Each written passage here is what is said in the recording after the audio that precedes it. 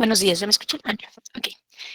Pues vamos a iniciar exponiendo con los equipos que faltan, al menos 2 equipos, y ya continuamos trabajando con dudas de los ejercicios para que les dé tiempo de entregar el sábado. Les recorría el sábado por los detallitos que todavía había. Vi que algunos ya subieron algún previo, pero de cualquier forma, pues tenemos de aquí al sábado para ver todas esas dudas.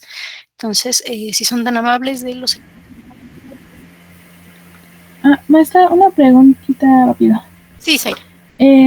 Los ejercicios que nos dejó para hacer son los que están circulados en la imagen. No, son los que están en la instrucción. Ok. Nada más en eso. Gracias. Sí, recuerden que siempre mínimo son 6. Los que están ahí, se me olvidó más bien borrarles que cambié algunos, pero son los que están ¿cómo se dice? En la lista. Bueno, ¿qué equipo quiere iniciar? De los que no expusieron la parte de resbalones y raspones, ya pueden iniciar con la parte de fricción si son tan amables. Entonces, el equipo que gusta empezar, de los 3, o nos vamos en orden. Nosotros, profesora. Ok, sí, Enrique, gracias. Entonces, si son tan amables de compartir pantalla.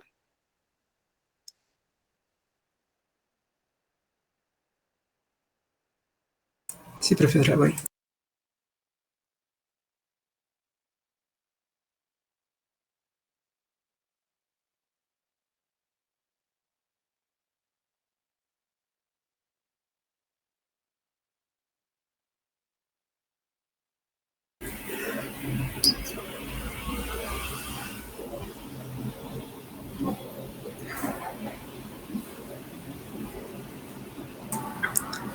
Buenos días, compañeros y profesora.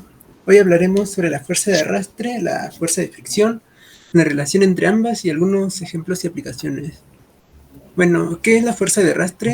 La fuerza de arrastre se da cuando un cuerpo se mueve a través de un fluido, que puede ser el aire o el agua, y ejerce una fuerza de resistencia que llamamos fuerza de arrastre. Esta fuerza tiende a reducir su velocidad. Esta fuerza también depende de las propiedades del fluido, la forma y la velocidad del objeto que es relativo al fluido. Y de acuerdo a si la velocidad es alta o baja, se denota de las siguientes maneras. En estas maneras podemos observar que la dirección de FA, o la fuerza de arrastre, es el de la velocidad del objeto relativo al fluido, y que su sentido se opone al movimiento, lo que produce una desaceleración. La siguiente, por favor. Ahora, el coeficiente de arrastre es una cantidad que se usa para cuantificar la resistencia de un objeto en un medio fluido, y se utiliza en una ecuación que mi compañera va a mencionar más adelante. Este coeficiente se utiliza para calcular las caídas, presión y la velocidad del fluido para que los fluidos se encuentren alrededor del objeto, incluyendo el asentamiento. Ahora, ¿qué es la fuerza de fricción? La fuerza de fricción es cuando hay un movimiento entre dos superficies en las que se encuentran una serie de imperfecciones que dificultan el movimiento. A esta fuerza de fricción también se le conoce como rozamiento.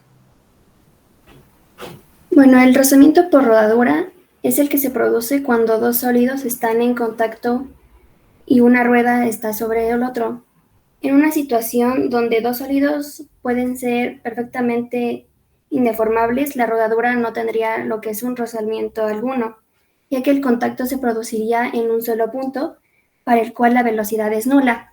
Sin embargo, todos los sólidos son deformables, y en el contacto de una rueda sobre el suelo, este no se produce en un solo punto, dado que la rueda se encuentra en movimiento, pero los puntos de contacto se hallan en un reposo instantáneo y se producen esfuerzos en esos puntos, que es lo que disipan una energía y producen un rozamiento. El coeficiente de rozamiento para ruedas poco deformables está estimado como se observa en la fórmula número 2, en donde D es el diámetro y Z es la distancia de hundimiento, y cuanto mayor sea esta, mayor es el rozamiento. Por ello, el rozamiento por rodadura hay que vigilar lo que es la presión de los neumáticos. Si esta es demasiado baja, aumenta el rozamiento y se consume una cantidad grande de energía, y si es demasiado alto, se hace más difícil frenar lo que es un coche, ya que reduce el área de contacto. También tenemos lo que es un rozamiento viscoso, lo cual es un tipo de rozamiento diferente, que se da en el caso del movimiento de un sólido en el interior de un fluido. Este rozamiento está causado por colisiones de partículas del fluido, las cuales deben ser apartadas para que el sólido pueda moverse en él. Este rozamiento depende de dos factores, que es la velocidad del objeto relativa al fluido que los rodea y lo que es la naturaleza del fluido. En particular vendría siendo lo que es su densidad y su viscosidad. Por otro lado tenemos lo que es la ley de Stokes, la cual hace referencia a la fuerza de fricción que experimentan objetos esféricos moviéndose en un fluido viscoso en un régimen laminar que está bajo los números Reynolds, lo cual vendría siendo, de aquí se saca lo que es el coeficiente de arrastre, y en general la ley de Stokes es válida en un movimiento de partículas esféricas, las cuales son pequeñas y estas se pueden mover a velocidades muy bajas. La condición de los bajos números de Reynolds lo que implica aquí es un flujo laminar, lo cual es una velocidad relativa entre lo que es la esfera y lo que es su medio interior en un cierto valor crítico. Ahora, ¿cuál sería la relación entre las fuerzas de arrastre y las fuerzas de fricción? Bueno, aquí también entra lo que es el número de Reynolds, lo cual esta es una cantidad adimensional en donde se establece una relación entre fuerzas inerciales y fuerzas viscosas de un fluido en movimiento. Bueno, el arrastre, al ser una fuerza mecánica, pues se genera por lo que es una interacción y contacto con un cuerpo rígido y un fluido, y no es generado por un campo de fuerzas como lo que son las fuerzas gravitacionales o electromagnéticas, en donde es necesario el contacto físico. Para que exista un arrastre del cuerpo se debe estar en contacto con el fluido, también debe haber lo que es un movimiento relativo entre el fluido y el sólido, y el arrastre pues vendría siendo un vector, la cual va a dirección contraria al movimiento del cuerpo. Un efecto que produce el arrastre y el roce aerodinámico con la superficie llamada efecto piel entre moléculas del aire y lo que es la superficie sólida, la cual una superficie muy suave y encerrada produce menos arrastre por este efecto que por una rugosa. Este efecto depende de una magnitud de fuerzas viscosas, a lo que por este efecto, que es una rugosa, depende de lo que es una magnitud de fuerzas viscosas, a lo que este efecto en la superficie genera lo que es una capa de borde formada por moléculas de baja energía cinética, y también está la magnitud de fricción, en donde pues una piel depende de ciertas características de esta capa, y otro efecto muy importante es que el arrastre de esta forma y la forma del cuerpo que produce pues una determinada distribución de presiones debido a sus velocidades. Integrando estas presiones sobre una superficie del cuerpo se obtiene lo que es una fuerza de arrastre. Ahora vamos a adentrarnos al segundo cuestionamiento, en el cual se nos menciona si es verdadero el uso de las cadenas en los neumáticos para aumentar la fricción. Bueno, antes de empezar hay que ver primero por qué un coche se resbala demasiado en una superficie fría, o sea, en superficies heladas. Y bueno, los automóviles pueden desplazarse en un pavimento, tierra seca, concreto u otros materiales típicos de carretera de manera perfecta, o sea, de manera normal, ya que tienen un coeficiente de fricción alto. Pero algunas superficies como el hielo, la arena, el barro, etcétera, tienen un coeficiente de fricción muy bajo. Y bueno, ¿a qué se debe este coeficiente de fricción alto o bajo? Esto se debe principalmente a las irregularidades que tienen dichas superficies. Por ejemplo, en el pavimento tiene muchísimas imperfecciones, lo cual pues permite aumentar el coeficiente de fricción. Y en el caso del hielo, aunque es cierto que la forma del hielo tampoco es muy lisa que digamos, lo que sí tiene es que tiene una ligera capa de agua muy delgada en su superficie. En este caso recordemos que cuando hay temperaturas bajas, pues se forma hielo en la superficie. Y es esta capa la que disminuye el coeficiente de fricción, ya que, como vemos, suaviza esa imperfección irregular que se supone que debería tener el hielo. De hecho, en este caso, el coeficiente de fricción aproximado entre una llanta normal y la nieve es aproximadamente 0.3, o sea, es bajo. Por esa razón es muy resbaladizo. ¿Pero es cierto o es falso? Las cadenas para la nieve son sistemas antideslizantes que se colocan en las ruedas motrices de un vehículo para que éstas no patinen debido a la existencia de hielo o nieve en la carretera. Su uso limita la velocidad de circulación, que no deberá superar los 50 kilómetros por hora. La siguiente, por favor. ¿Pero cuál es su funcionamiento? Su funcionamiento se basa en un aumento del coeficiente de rozamiento o de fricción entre el neumático y el pavimento cubierto de nieve o hielo. El coeficiente de rozamiento neumático asfalto es lo que popularmente se conoce como agarre de neumático. En condiciones normales, el coeficiente de rozamiento entre neumático y asfalto es idóneo, pero al producirse nevadas o heladas, el coeficiente de rozamiento disminuye sustancialmente, generando la pérdida de tracción y maniobrabilidad.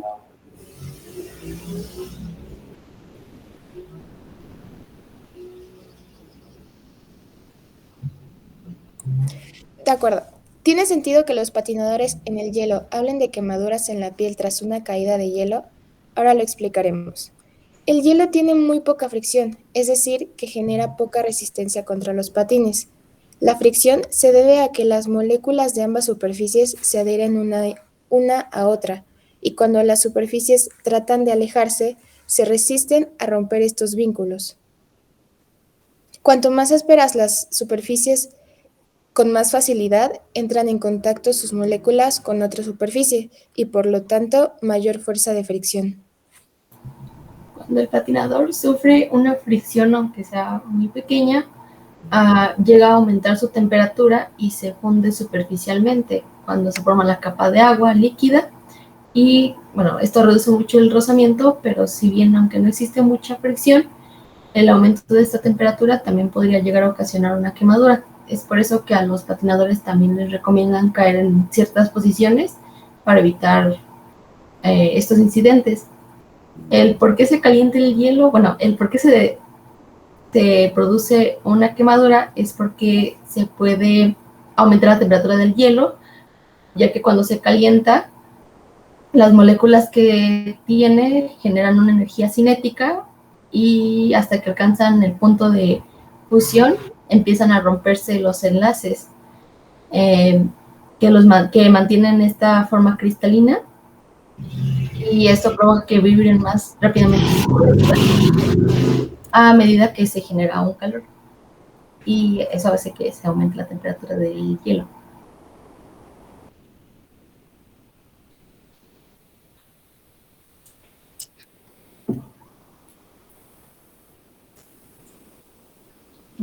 Una pregunta, no sé si se me pasó por estar viendo las diapositivas. ¿No expuso Gustavo? Sí. Sí. Profesora. Ay, perdón. Sí, es que anoté a todos, pero te me pasaste. De pronto Okay. me quedo leyendo lo que ponen y se me va a anotar cuando hablo muy rápido. Ok. Bueno, Vale, pues vamos gracias. ya te anoto. Con el siguiente equipo, si son tan amables, ahorita al final ya hacemos la conclusión de esta parte. Siguiente equipo, nos falta el de Cervantes, Michelle, Raúl, o bueno, cualquiera de ellos, o Caleb, Salazar, Eduardo, Misael. ¿Cuál equipo continúa? ¿Podríamos pasar nosotros, ¿verdad? Pero creo que ustedes ya expusieron el de vueltas y vueltas, ¿no? Maestra, si ¿solo quiere, es déjelos. finales? Es que traigo problemas con mi compu. Si me puede dar 5 minutos. Bueno, Es está bien, que si sí, quieren, nosotros dime. ya Sí, habíamos expuesto, gracias. pero pensamos que también teníamos que exponer este. Les dije que les toca una u otra, pero bueno, si no esperamos tantito al de Cervantes o al equipo de Caleb, recuerden, si no está alguno de los integrantes, no hay problema, después ellos tienen que exponer ahí al ejercicio, porque recuerden que ya tenemos que cerrar esta semana las participaciones de estos equipos, porque algunos se ratifican completos para la que viene, entonces pues ya son nuevos elementos en los equipos, entonces por eso es que sí, pero no sé, Zaira, si bueno, no, es que si quisiera ver a los otros dos equipos antes, les iba a decir, sino que expusieran la Sí. parte de la respuesta, aunque no sea todo el contenido, pero aguántame tantito. A ver Ah, si. pues sí, está bien. Es que no nos acordábamos de eso. No me acordaba Sí, que les me dije que ya dicho. a partir de esta es una u otra la que les toca, dependiendo de cuál. Ah, bueno, entonces Generalmente en la misma dejamos que sea. Sí, sí, por dejamos a los favor, otros tantito. equipos Entonces para que esperamos tengan a los tiempo. otros Sí. dos. Sí, gracias. Sí, les digo que ya tenemos ratificar o que modificar los Maestra, equipos, entonces esta semana terminamos. Dime. ¿puede pasar mi equipo? Sí, déjame, Eduardo. Claro, sí, sí, adelante. Sí.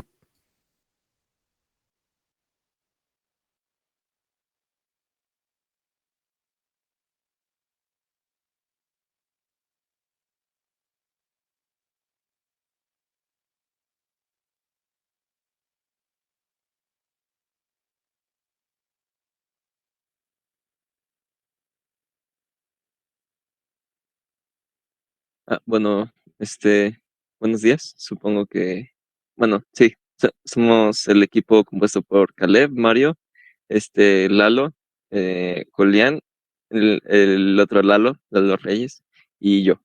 Y vamos a exponer sobre resbalones y raspones. Este, bueno, primero vamos a comenzar con la fuerza de arrastre, que la fuerza de arrastre es aquella que se pone al movimiento de un objeto sólido mediante su interacción con un fluido, ya esté en agua, bueno, en algún líquido, en algún gas, aire, en general. Este, los factores que la afectan son, bueno, son varios, pero algunos son viscosidad del fluido, la capa límite y la resistencia dinámica del objeto. Entonces, se puede observar como una fuerza muy importante en en algunas cosas como el vuelo de un avión o la navegación de un barco. Pues sí,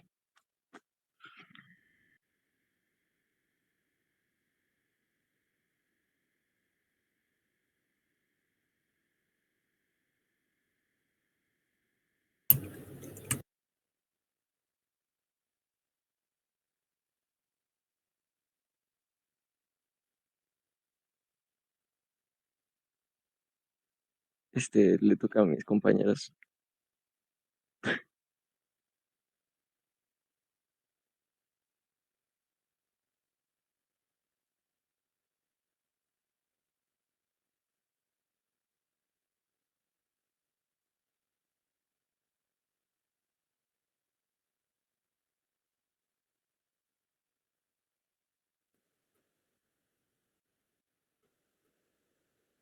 Bueno, la fricción dinámica, la fricción dinámica es la fuerza que se Un pone al momento. desplazamiento.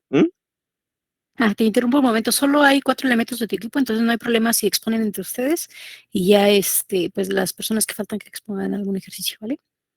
Ok, bueno, la fricción dinámica es la fuerza que se opone al desplazamiento de un objeto que se encuentra en movimiento, a diferencia de la fricción estática. Algunos ejemplos son el frenado de un objeto en deslizamiento o empujar algún objeto.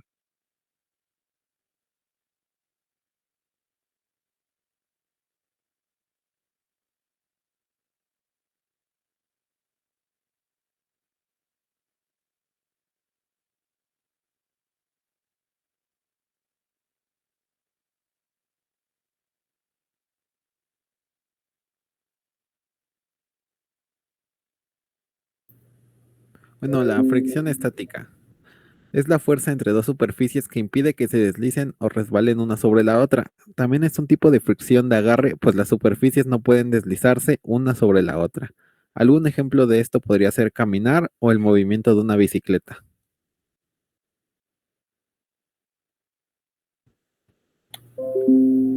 Bueno, ahora, gracias a esta fricción que se genera entre la superficie y los objetos, es que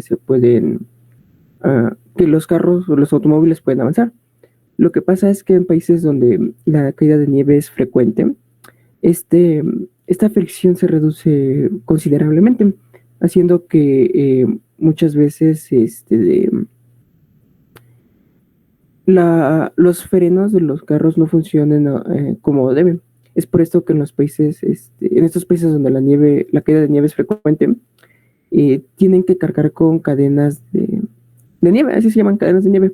Lo que hacen estas cadenas es que se colocan sobre las llantas, normalmente en las dos con tracción, para que al momento de frenar o avanzar propiamente no patinen, no se resbalen y tengan un buen agarre. Se les da el nombre de cadenas de nieve para nieve, pero no necesariamente son tal, simplemente es un material, cualquier material que haga que la fricción entre la llanta y la superficie aumenten. Por lo mismo hay desde que son piezas de plástico o fundas de tela. En ambas el funcionamiento es el mismo. Cuando se ocupan cadenas de nieve, no se puede aumentar a más de 50 kilómetros por hora, ya sea porque podemos dañar el pavimento por el que se avanza o porque las mismas cadenas no aguantan más de esta velocidad. Todas las anteriores funcionan bajo el mismo principio físico, que es el coeficiente de rozamiento. Este coeficiente es la relación entre la fuerza de deslizamiento y la fuerza de retención ejercida por dos superficies en contacto.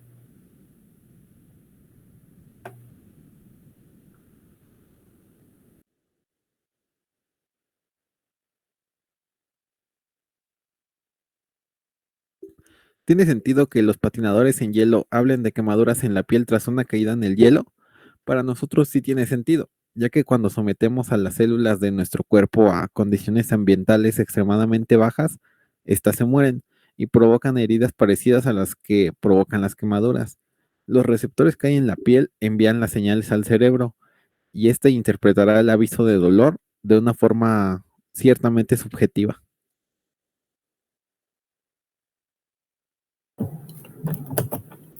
Si no existiera fricción en el hielo, el patinaje sería prácticamente imposible, porque es la fricción entre el patín y el hielo lo que le permite al patinador impulsarse para iniciar sus movimientos.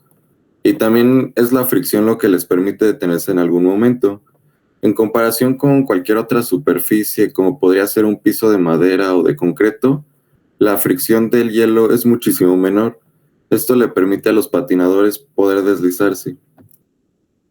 Teniendo en cuenta que la fricción es importante en el patinaje sobre hielo, se puede ver que sí tiene sentido que los patinadores sufran de lesiones o quemaduras, ya que las quemaduras tras una caída ocurren cuando la piel se roza muy bruscamente contra una superficie, y a pesar de que en el hielo no exista mucha fricción, sí se puede dar una quemadura si un patinador llega a caerse.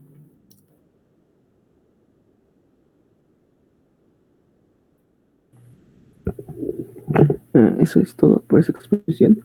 Y es que, bueno, faltaron dos compañeros porque uno tenía problemas con su conexión, el compañero Caleb, y nuestro compañero Lalo Bustillos está un poco enfermo, entonces no pudo asistir hoy. Ok. Bueno, de todas formas, que exponga después en un ejercicio, ya anoté a los 4 que sí pasaron.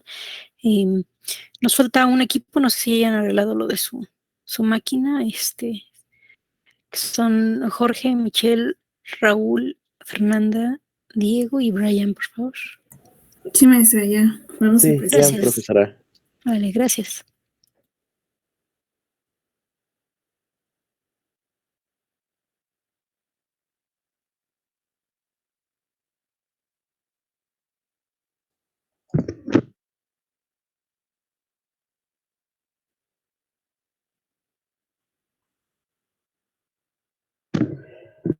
Buenos días, profesora y compañeros. Vamos a exponer sobre los resbalones y raspones. Mi equipo está conformado por Cervantes Hernández Jorge Felipe, por Hernández Pérez Diego Francisco, López Velázquez Jesús Michel, Pérez Martínez Raúl, Sánchez La Vida Fernanda y yo, que me llamo Brian José González Hernández. Y a continuación sigue mi compañero. Buenos días, maestra.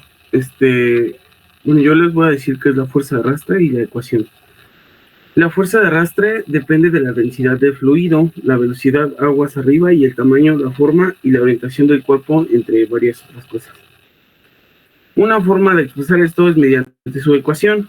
Es una fórmula utilizada para calcular la fuerza de arrastre experimentada por un objeto debido al movimiento a través de un fluido.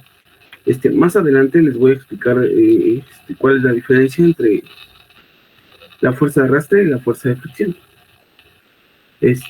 Bueno, la ecuación es FD igual a CD por el área, me parece, entre PB cuadrada sobre 2.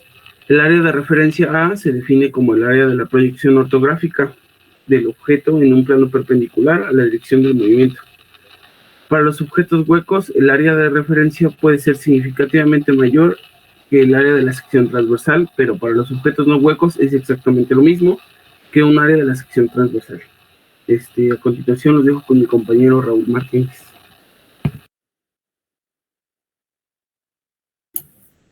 Bueno, ¿qué es el arrastre?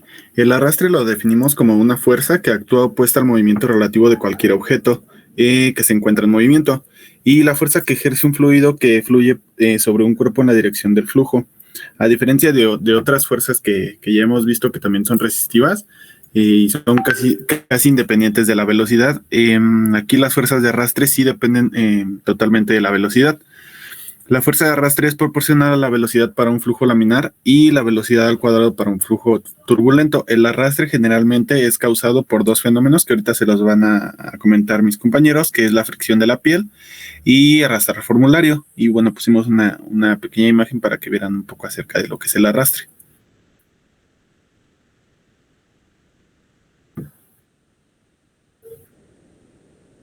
Ya. La fricción de la piel, en general, cuando un fluido a través de una superficie estacionaria, por ejemplo, la placa plana, la cama de un río, la pared de un tubo, el fluido debe tocar la superficie a descansar por la tensión del sillamiento a la pared. Este tipo de fuerza de arrastre depende especialmente de la geometría, la rugosidad de la superficie sólida y del tipo de flujo fluido. El arrastrar formulario, conocido también como arrastre de presión, surge debido a la forma y el tamaño del objeto. Este tipo de fuerza de arrastre es la consecuencia interesante del efecto Bernoulli. Esta fuerza se origina en los campos de presión y en las tensiones de corte que se desarrollan sobre la superficie de dicho cuerpo. Ahora mi compañero va a dar como una conclusión de la fuerza de fricción y fuerza de arrastre. Bueno, de nuevo yo. La fuerza de fricción, entonces, es una fuerza tangencial sobre una superficie que se opone al deslizamiento de un objeto a través de una superficie adyacente a la que está en contacto. La fricción es paralela a la superficie opuesta en sentido a su movimiento. Y la fuerza de arrastre en dinámica de fluidos es la fricción entre un objeto sólido y el fluido por el que se mueve, para un sólido que se mueve por un fluido o gas. En pocas palabras, la fuerza de fricción necesita estar quieta, o sea, sin movimiento alguno, y ser, por así decirlo, jalada por una fuerza. Y la fuerza de arrastre se puede mover a través de algún fluido, o sea que no está en completo alto, en completo alto. O sea, la fuerza de arrastre se puede mover a través de algún fluido, algún líquido o algún gas, y la fuerza de fricción necesita estar completamente quieta. Creo que estoy bien, no sé si me pueda corregir, maestra, o si pueda confirmar si estoy bien. Sí, es correcto. Ok, gracias. Y bueno, eso es la diferencia entre una y otra. A continuación los dejo con mi compañero Michel.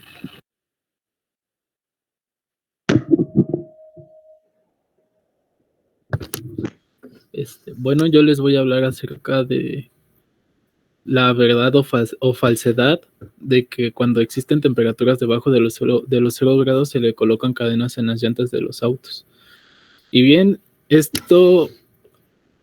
las cadenas tienen una función que es evitar que el coche se deslice sobre el hielo o la nieve, dependiendo las condiciones del entorno en ese momento, ya que existen tanto cadenas metálicas como textiles, las cuales cuentan con un coeficiente de rozamiento que, si bien sabemos, el coeficiente de rozamiento es la oposición al deslizamiento entre dos estructuras, o en este caso la llanta con el suelo, dado que el suelo congelado produce una capa de hielo exterior, provoca que en los neumáticos normales este coeficiente de rozamiento que normalmente se tiene se reduzca y pues las llantas ya sean como, bueno, las llantas empiecen a deslizarse, y para esto se determina que tienen que existir cadenas de nieve metálicas, las cuales ya se han diseñado, y existen de dos tipos, metálicas y textiles, que a continuación mi compañero les va a hablar acerca de eso.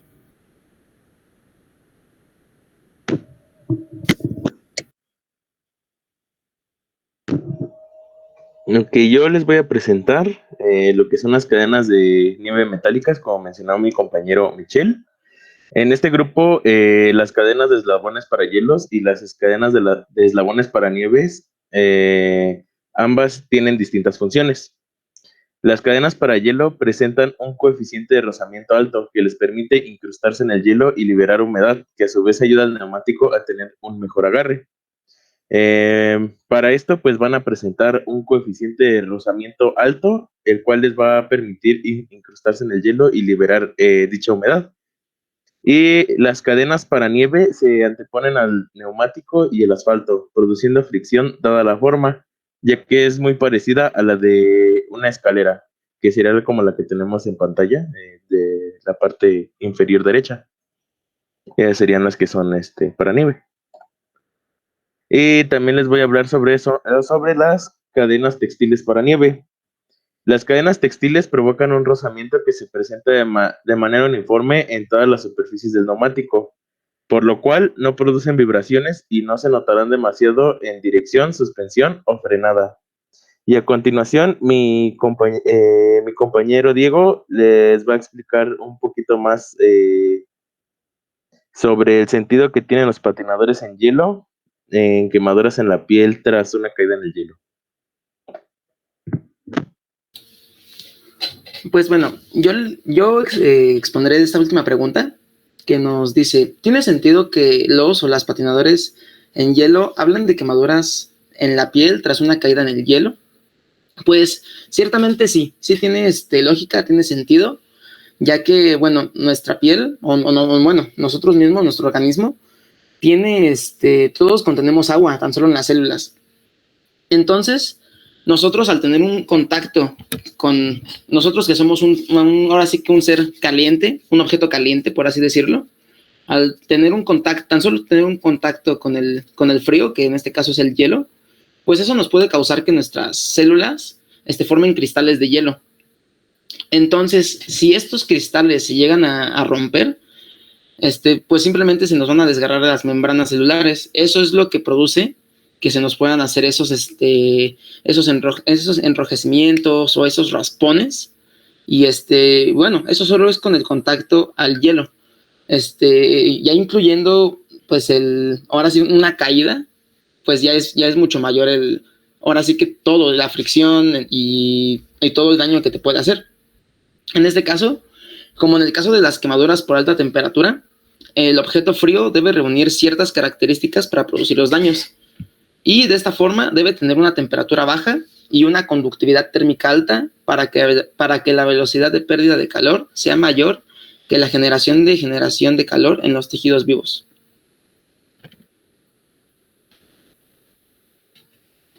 Y pues bueno, como les mencionaba ya anteriormente, todo esto de que nuestra piel tan solo con un simple toque, con una simple caída, ya se nos puede congelar ahora sí que las membranas y se nos pueden romper inclusive, pero ya agregando la fricción que hacemos con una caída o simplemente el simple roce, ya nos puede causar un problema mayor. Tan solo tomémoslo en cuenta que cuando nos caemos en en un pavimento normal o así, ya causamos una fricción que nos causa un raspón. Entonces, agregando el hielo es ahora un enrojecimiento y un raspón mayor al que te puede causar en una caída normal.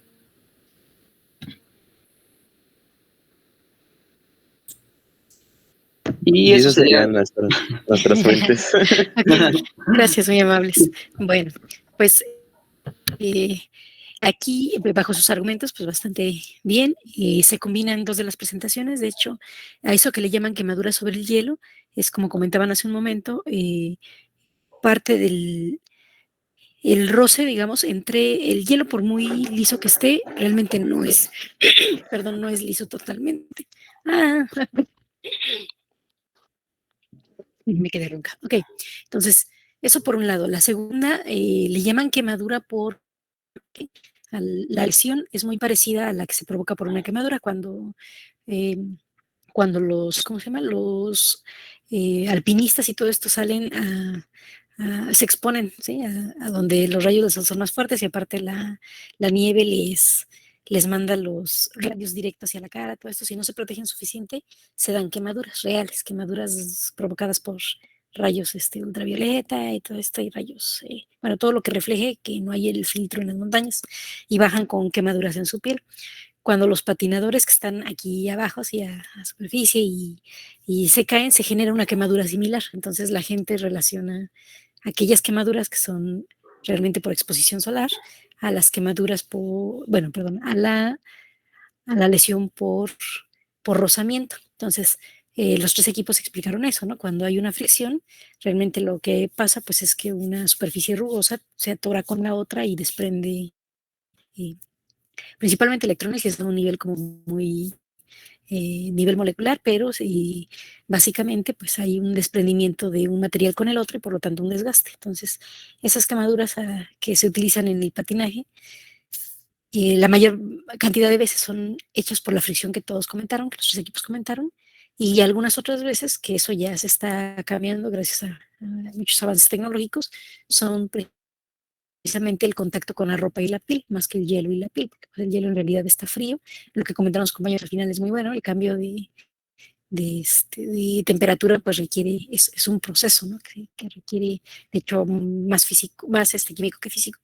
Pero la ropa es cierto, o sea, cuando retiran la ropa, por ejemplo, cuando van a patinar ustedes en hielo, si llevan mezclilla y luego incluso abajo se ponen alguna malla o algo para proteger, es así, el rozamiento con la fricción, ¿sí? Con la presión, puede provocar una especie de quemadura. En realidad la mayoría de veces son lesiones por fricción, donde no hay mucho cambio en las cuestiones de temperatura, pero sí hay un desgaste entre una superficie y la otra. Entonces, pues sí existen, digamos, para el lenguaje coloquial. En la realidad son lo que los tres equipos explican. Son un frotamiento de una superficie con la otra, y al no tener una temperatura muy baja, pues lo que hace es que ¿cómo se dice? Se atora, digamos, las irregularidades de una superficie con la otra. Entonces, ¿y por qué le llaman quemaduras? Pues ya les decía, porque hay una similitud con las quemaduras con las que bajan las personas que suben a montaña donde hay hielo y hay nieve, y pues son muy, muy similares, solo que unas sí son quemaduras por exposición solar y las otras son realmente por pues, un raspón, ¿no? Entonces, ok, pero muy bien sus argumentos y muy bien sus investigaciones. Pues vamos a pasarnos a los equipos para que ya concluyamos. Recuerden que estas exposiciones tienen la finalidad de pues, todo el procedimiento de investigación, de ver cómo exponen, y la siguiente es que, si se han dado cuenta, al menos una o dos de las preguntas, que no son totalmente toda la parte teórica, pero sí es una parte de la teórica que sale de las presentaciones. Entonces, pues por eso es importante que estén presentes en las presentaciones de sus compañeros, porque pues es la única oportunidad. En realidad son centésimas las que les cuenta dentro de su examen, pero sí es importante, ¿no? Y siempre saco una o dos preguntas de esto. Bueno, pues vamos a pasarnos al a la parte de resolver ejercicios, porque ya vi que tienen todavía varias dudas. Ya les recorrí la fecha del sábado, pero pues vamos a ver qué aparece. Los mando a sus equipos. Si alguien está en un equipo diferente, me avisa y estoy en la llamada principal para revisar dudas. Yo creo que ya nos regresamos para que les dé tiempo, pero estoy aquí en la principal, ¿sí? Cuando ya falten 5 minutos para el horario, si terminan antes de organizarse, ya no les faltan alguna, no hay problema. Si faltan 5 minutos para su siguiente clase, ya pueden, bueno, es eso. También 5 o 3 minutos ya pueden salirse de la llamada. ¿Ok? Los mando a sus sesiones separadas y estoy en la principal. ¿Alguna duda? ¿No? Vale. Abro sesiones. Listo, ya pueden ingresar.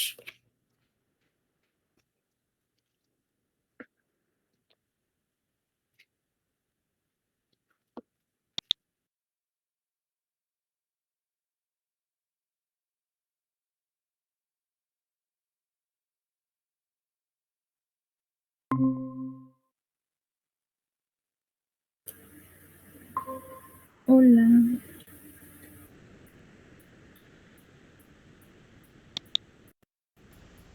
Buenos Hola, días. hola, hola.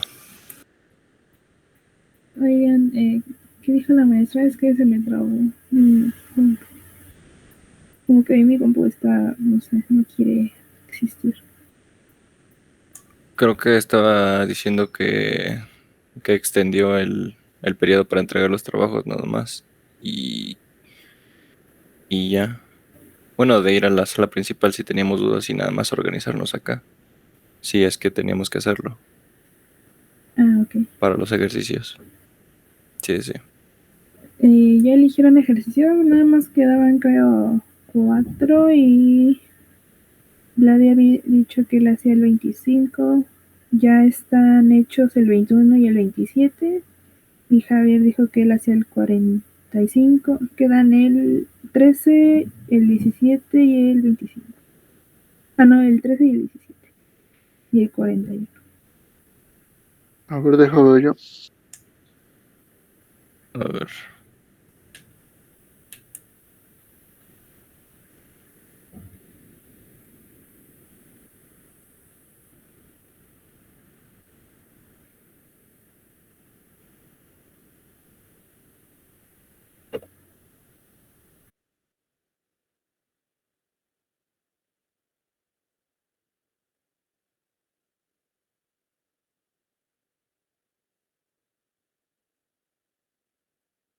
¿Cuáles dijiste que quedaban, Zair? Quedan el 13, el 17 y el 41. Bueno. Pues,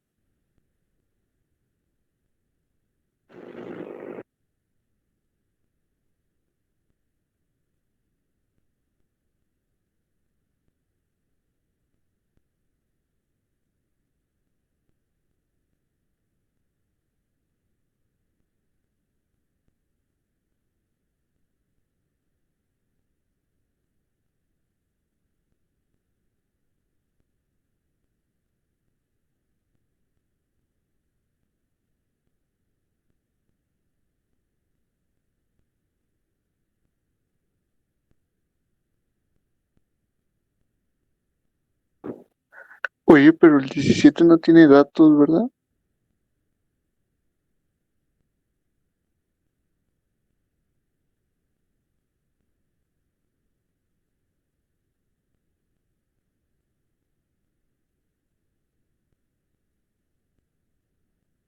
Nomás te dice que calcula extensión y estiramiento, pero Mande, perdón, se me volvió a trabar. ¿Qué me preguntabas? ¿Qué preguntaste? en el 17 no tiene datos, ¿verdad? Creo que no. No tiene.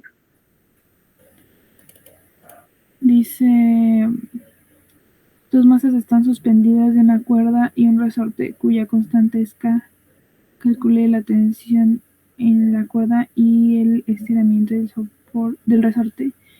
Es la figura 5.49. No, pues no trae ningún dato.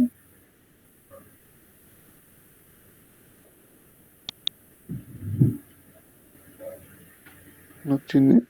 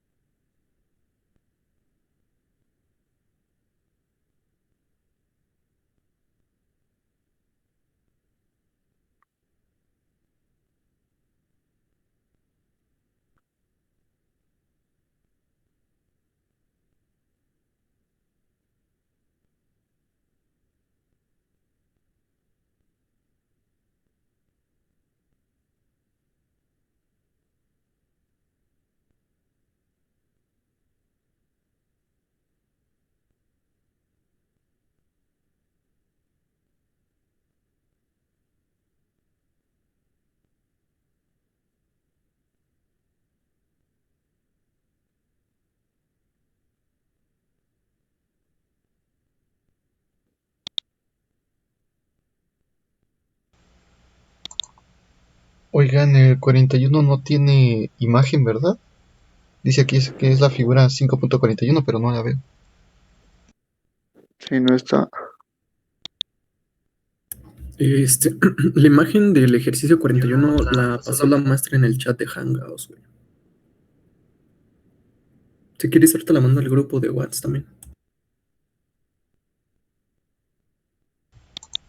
Ah, bueno, porque no la veo tampoco en Hangouts.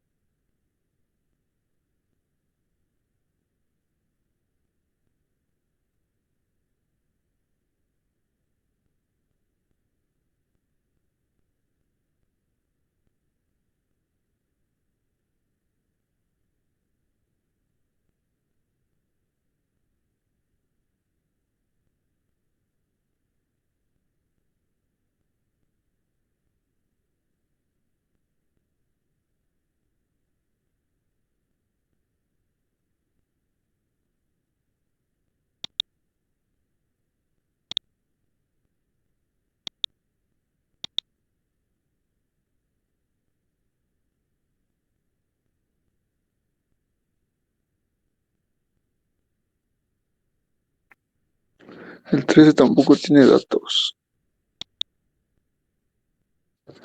¿Sí se puede hacer sin datos o no?